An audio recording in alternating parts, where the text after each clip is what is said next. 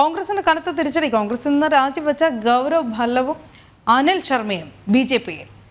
കോൺഗ്രസ് ദേശീയ വക്താവായിരുന്നു ഗൗരവെങ്കിൽ ബീഹാർ കോൺഗ്രസ് മുൻ അധ്യക്ഷനാണ് അനിൽ ശർമ്മ. ഗൗതം അനന്തനാരായൺ കൂടുതൽ വിവരങ്ങളുമായി ചേരുന്നു. ഗൗതം, വിശദാംശങ്ങൾ.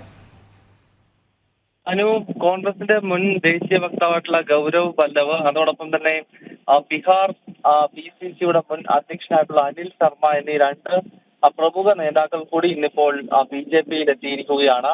അതിൽ ഗൗരവ് ഭല്ലവ് കഴിഞ്ഞ ദിവസം ഈ കോൺഗ്രസ് ബന്ധം ഉപേക്ഷിക്കുന്ന ഘട്ടത്തിൽ തന്നെ അദ്ദേഹം ചൂണ്ടിക്കാണിച്ചത് സനാതന ധർമ്മത്തിനെതിരെ തനിക്ക് പ്രവർത്തിക്കാനാവില്ല.